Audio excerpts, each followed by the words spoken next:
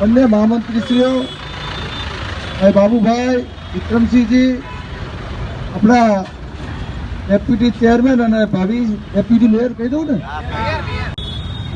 Doctor Hasmukhbhai પટેલને જંગી બહુમતીથી જીતાડવા માટે આજે ભયપુરા વોર્ડના કાર્યાલયના ઉદઘાટન પ્રસંગે આપણી વચ્ચે ઉપસ્થિત મેયર ઉપાધ્યક્ષ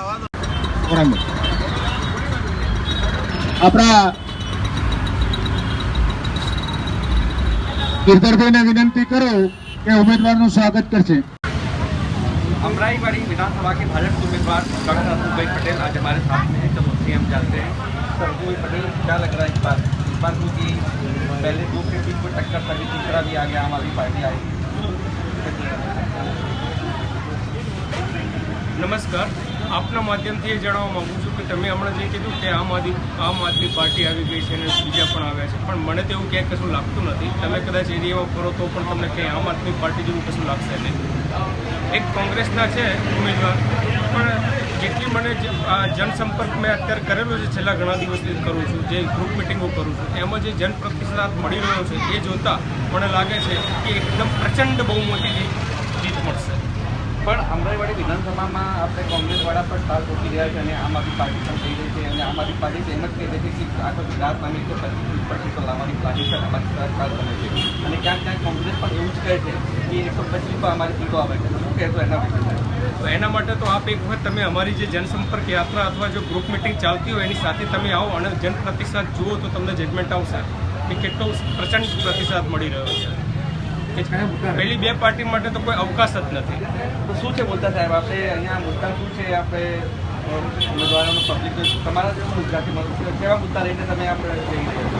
સૌથી પહેલાં તો આપને જણાવી દઉં કે આ વિધાનસભા આપણા માનનીય વડાપ્રધાન શ્રી નરેન્દ્ર મોદી સાહેબની વિધાનસભા છે। એના પછી જે સાંસદ બન્યા એ હસમુખભાઈ પટેલ એમની વિધાનસભા છે। એના પછી અત્યારે જે જગદીશભાઈ પટેલ છે એ એમની વિધાનસભા છે।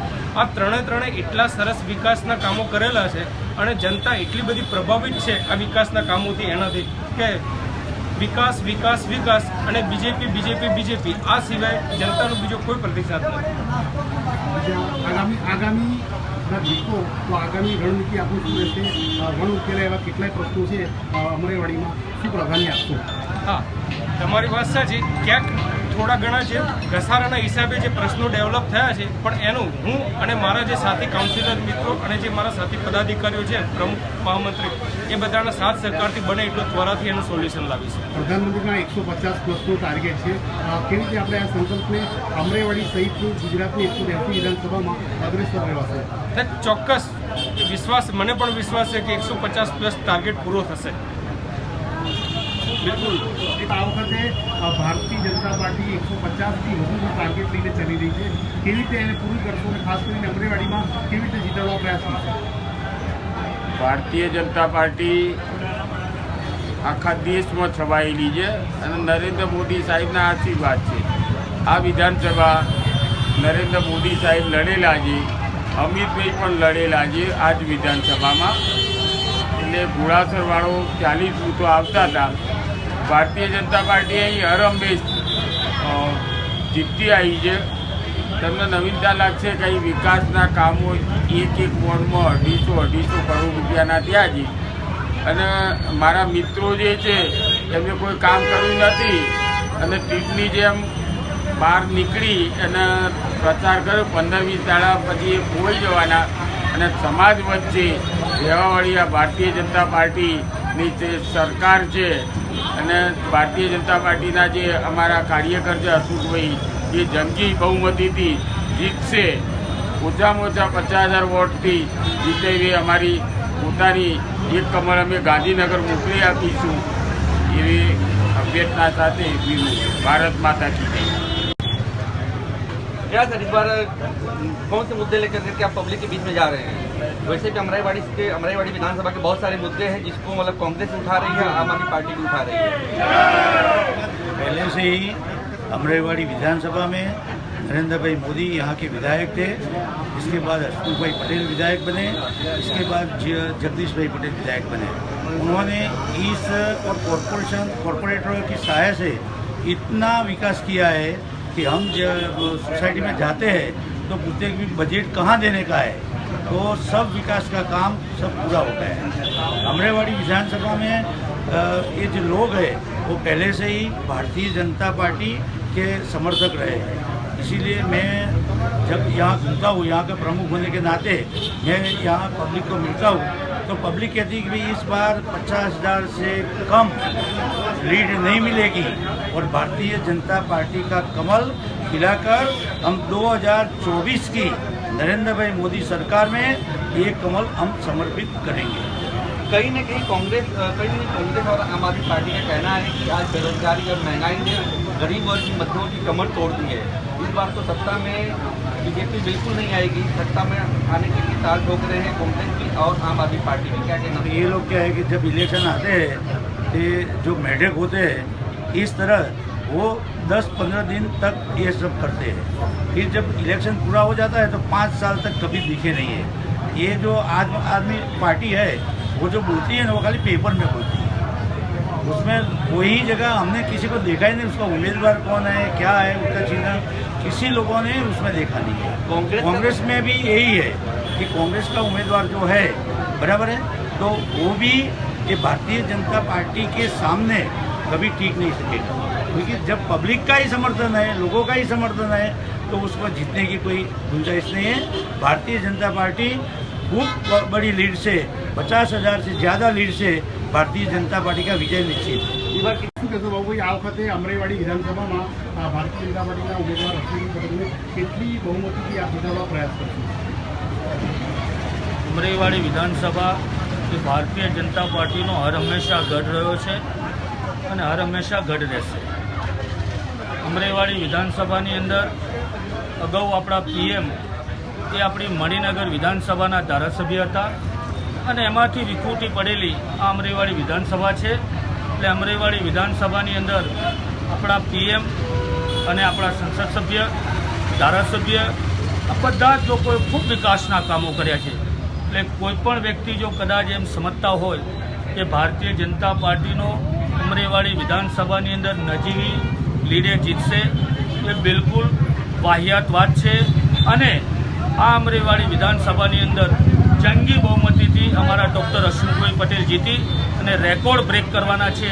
આ ડબલ એન્જિનની સરકાર હર હંમેશા અમરેવાડી વિધાનસભાનો વિકાસ કરશે અને અમરેવાડી પ્રજાની વચ્ચે રહેનારા વ્યક્તિઓ સતત આ કામ કરતા હોય છે, એટલે અમને વિશ્વાસ છે અમારા અમરેવાડી વિધાનસભાના મતદારો પર એ ભારતીય જનતા પાર્ટીના કમળના નિશાન પર વિશ્વાસ મૂકી અને અમને જંગી બહુમતીથી જીતાડી અને એક રેકોર્ડ બ્રેકથી આ વિધાનસભાનું ફરીથી એક કમળ ગાંધીનગર અમે નરેન્દ્રભાઈ, ભૂપેન્દ્રભાઈ, અમિત શાહના ચરણમાં મૂકવાના છે।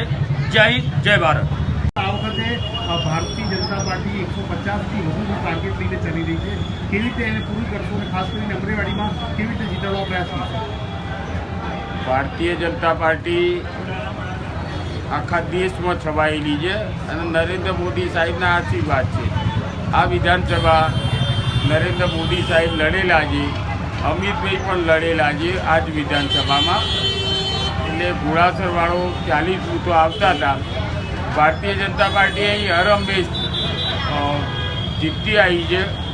તમને નવીનતા લાગશે કે અહીં વિકાસના કામો એક વોર્ડમાં 250 કરોડ રૂપિયાના થયા છે અને મારા મિત્રો જે છે એમને કોઈ કામ કર્યું નથી અને ટીપની જેમ બહાર નીકળી અને પ્રચાર કર્યો, 15-20 દાડા પછી એ ખોઈ જવાના અને સમાજ વચ્ચે રહેવાવાળી આ ભારતીય જનતા પાર્ટીની જે સરકાર છે અને ભારતીય જનતા પાર્ટીના જે અમારા કાર્યકર છે અશોકભાઈ એ જંગી બહુમતીથી જીતશે।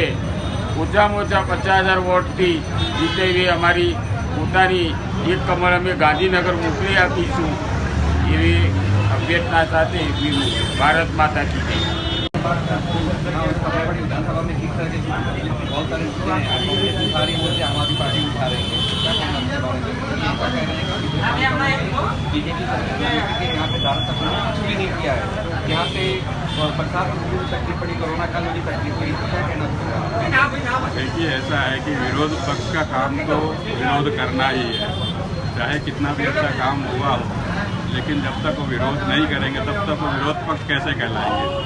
दरअसल आज से कुछ वर्षों पहले जब कांग्रेस का शासन था तब यहाँ भाईपुरा, अमराईवाड़ी, पोखरा, इन सभी वार्ड की जो हालत थी, जो यहाँ के लोग हैं, पुराने लोग हैं, उनसे आप पूछिए तो पता लगेगा।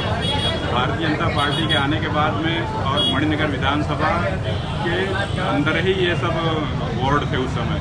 नरेंद्र भाई जब से यहाँ से चुन के आए और सीएम बने, उसके बाद में जो कुछ भी विकास हुआ है सभी को पता है। और जो गुजराती में कहते हैं ना कि आंखें बुढ़ी ने वड़गे, जिस प्रकार की यहाँ पर विकास हुआ है और जितने भी प्रश्न हैं उनको एक साथ तो कोई भी, क्योंकि काफ़ी समस्याएं हैं जिनको एक के बाद एक हल करना है। बाकी कोई ऐसे कह दे कि किसी के पास जादू की छड़ी है, घुमा देगा और सब अच्छा हो जाएगा, तो कभी भी नहीं होगा और कोई भी नहीं कर सकता। लेकिन भारतीय जनता पार्टी के धारासभ्य के आने के बाद में यहाँ पर जो भी विकास हुआ है उसको आप देख सकते हो, चाहे पानी पीने की समस्या का हो या जो पानी का भराव होता था, जल भराव, उसके निकाल की समस्या, और ट्रैफिक के लिए यहाँ पर जो ब्रिज बनाया गया है वो भी लोगों की समस्याओं के हल के बारे में ही बनाया गया है। उसके बावजूद भी जितने भी प्रश्न थे, इसके पहले के जो हमारे धारासभ्य थे जगदीश भाई पटेल, उन्होंने तो कोरोना काल में जो काम किया है वो उसके बारे में तो कोई उसमें कोई शंका कोई स्थान नहीं है। उन्होंने दिन रात देखे बिना इतना बढ़िया काम किया और उसी प्रथा को बढ़ाते हुए हमारे जिनको टिकट मिले हुए डॉक्टर हसमुख भाई पटेल, ये भी हमारे पुराने कार्यकर्ता हैं और खूब उत्साही हैं। और मैं आप सभी को श्योरिटी भी देना चाहता हूं कि ये जो विकास का काम है तीव्र गति से आगे बढ़ेगा। क्या लग रहा है सर, ऐसा नहीं लग रहा है कि जो महंगाई और बेरोजगारी का मुद्दा है वो केंद्र की पब्लिक के ऊपर हावी रहेगा? और है इसके बारे में क्या कहना है?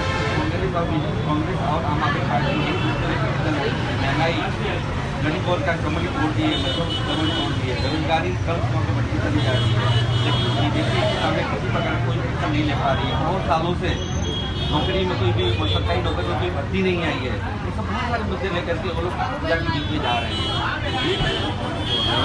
इसलिए उनको मुद्दे उठाने ही चाहिए। जो लोग सत्ता में हैं उन्हीं मुद्दों को देखते हुए काम भी करना चाहिए। लेकिन मैं ये कहना चाहूँगा, कुछ साल पहले, आज से 10 साल पहले जो नौकरियात वर्ग था उसका पगार क्या था और आज क्या है उसका पगार। आज लोग होटलों में खाने जाते हैं तो लाइन में बैठना पड़ता है, फिल्म की टिकट लेने के लिए लाइन में खड़ा रहना पड़ता है, इतनी ज़्यादा भीड़ होती है। उस समय वहाँ पर कोई महंगाई नहीं दिखाई पड़ती। सिर्फ जो खाने पीने की चीज़ें हैं, अगर उसमें महंगाई बढ़ी है तो लोगों की आवक भी बढ़ी है। और ये भी समय के साथ समयांतर ये सब होता ही रहता है। अगर आवक बढ़ती है तो स्वाभाविक महंगाई भी थोड़ी बढ़ेगी। पूरे विश्व को अगर अपने देखा जाए तो जो जीडीपी है, आज ही दिव्य भास्कर में दिया है कि भाई अमेरिका जैसे देश में भी अपने से कितने 30% ज़्यादा महंगाई है, दूसरे देशों में अपने से ज़्यादा महंगाई है। इन सब देशों को देखते हुए हमको तो खुश होना चाहिए कि भाई इस देश में कम से कम नरेंद्र भाई के शासन में महंगाई अंकुश में है। लोग भले चिल्ला रहे हों, चिल्लाने वाले लोग ही होटलों में लाइन में बैठे हैं खाने के लिए, वही लोग जाकर बैठते हैं और सभी कुछ उन्हीं को हम देखते हैं कि उनको दूसरी जगह कहीं महंगाई नज़र नहीं आती, सिर्फ चिल्लाने के लिए चिल्लाते हैं। ये उनका विषय है। एक बार गुजरात में लगभग कितनी सीटें आने के अंदाज है? वैसे बीजेपी का एक है कि 50+ का टारगेट है। हम तो प्रयत्न कर रहे हैं कि अब की बार 150 पार। अमराईवाड़ी विधानसभा के मुंबई पटेल का कहना है कि हमारा जो प्रधानमंत्री का जो टारगेट है वो टारगेट कहीं न कहीं पूरा होगा। और यहाँ पे जो विकास की गाथा है, विकास की गाथा आज पूरे देश में गाई जा रही है। अमराईवाड़ी विधानसभा में तो हम अवश्य ही और पूर्ण बहुमत से, प्रचंड बहुमत से हम यहाँ पे जीतेंगे। किसी प्रकार का कोई डाउट नहीं, किसी प्रकार कोई शक नहीं है। और हम 150+ जो टारगेट मोदी जी का है वो कहीं न कहीं पूरा करने के लिए जा रहे हैं। जनरल पटेल के साथ में मैं प्रदीप यादव, अहमदाबाद।